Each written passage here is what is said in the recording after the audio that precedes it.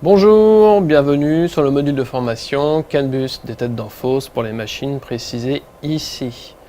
L'objectif de ce module est d'être capable de comprendre le fonctionnement CAN bus d'une tête d'Danfoss.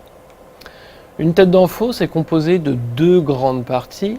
La première, que l'on appellera le contrôleur, qui permet de gérer les informations, les messages du CAN bus et permet de gérer les électrovannes en interne de la tête pour au final bouger le tiroir principal.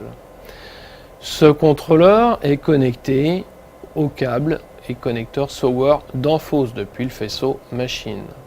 La deuxième grande partie sera le bloc de pilotage où on va retrouver en interne les 4 électrovalves de commande qui permettront de bouger le tiroir principal. On retrouvera également un filtre hydraulique contre la pollution en interne du circuit de pilotage, ainsi qu'un capteur de position de tiroir pour vérifier si le tiroir se déplace dans le bon sens ou pas. Le type de CAN bus utilisé pour ces têtes d'Danfoss est de type CAN bus Open. Il lui faut au minimum 9 volts à la tête d'Danfoss pour fonctionner correctement. Sur la partie connecteur, on va retrouver les alimentations, donc positif et négatif. On va retrouver également les deux fils de CAN bus H et L, ainsi qu'une ligne appelée VBAT2 ou équivalent Watchdog. En interne du contrôleur, on retrouvera une ligne appelée VBAT3, donc qui au final servira à alimenter les 4 électrovalves internes pour faire le mouvement lorsque c'est demandé et autorisé. Et on retrouvera deux lignes LVDT, in and out, qui vont permettre de vérifier le bon fonctionnement de la tête voisine ainsi que la position de son tiroir. Les têtes d'Danfoss sont toutes montées en série dans le faisceau.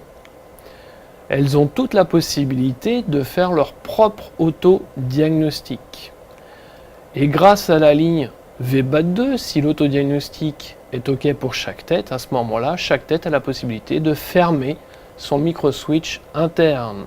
Le résultat de cela, lorsque l'autodiagnostic est bon pour toutes les têtes, sera par la dernière tête de réalimenter la ligne VBAT3 et donc au final alimenter l'ensemble des électrovannes internes lorsqu'un mouvement est demandé et autorisé.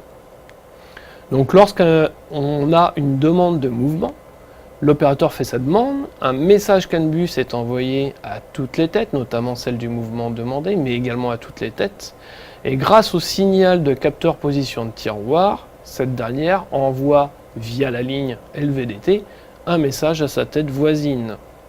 Et si le signal correspond, à ce moment-là, le mouvement se fait bien. Maintenant, en cas de défaut, toujours sur une demande de mouvement par exemple, on retrouve le message qui est envoyé à toutes les têtes d'Danfoss.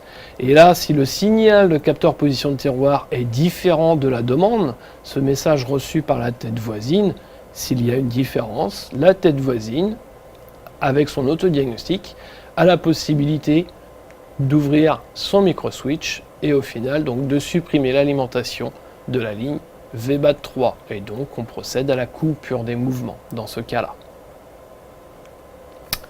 Vous avez suivi le module de formation CAN bus sur les têtes d'Danfoss. A bientôt sur Magneto Group University pour de nouvelles formations.